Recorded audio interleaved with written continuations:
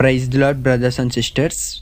రాహేలు లేయా చెల్లి స్క్రీన్ మీద ప్లే అవుతున్న థంబ్నెయిల్ చూడండి.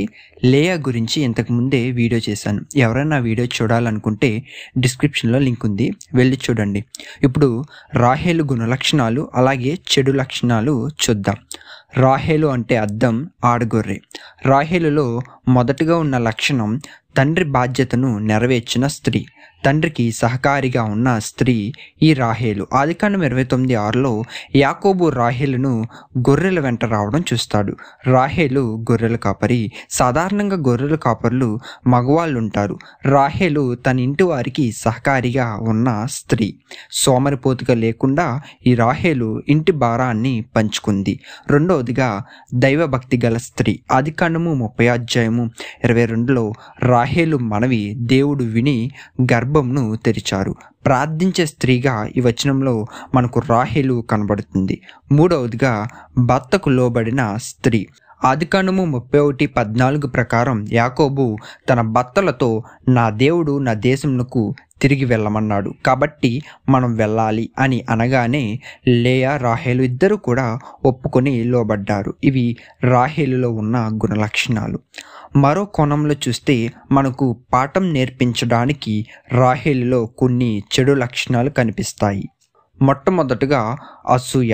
ఆదికాండము 30:1 రాహేలుకు గర్భం లేదు, తన అక్క లేయాకు మాత్రం గర్భం ఉంది. కాబట్టి రాహేలు అసూయ పడింది. ఆ అసూయతో భర్తతో నాకు గర్భఫలమిమ్ము, లేని ఎడల నేను చచ్చెదను అని అంటుంది. రెండవదిగా దొంగతనము. ఆదికాండము 30:19లో రాహేలు ఆమె తండ్రి లేని సమయంలో తండ్రి ఇంటిలో ఉన్న గృహదేవతలను అంటే విగ్రహములను దొంగతనం చేసింది. దొంగతనం అనే చెడు లక్షణం కూడా రాహేలులో రెండవదిగా మనం చూస్తూ ఉంటాం. ఇంకా మూడవదిగా అబద్ధం.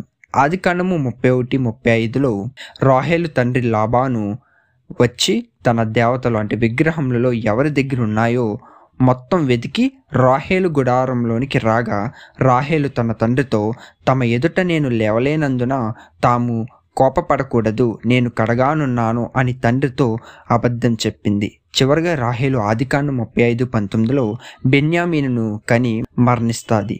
రాహేలులో ఉన్న ఈ లక్షణాలు మనకు గొప్ప పాఠాన్ని నేర్పించాయి. మొత్తం లక్షణాలు స్క్రీన్ మీద ప్లే చేస్తున్నాను, చూడండి. ఇలాంటి వీడియోస్ నేను ఫ్యూచర్లో చేస్తూనే ఉంటాను. So please support my channel, subscribe and hit the bell icon. Don't forget like this video. Praise the lord.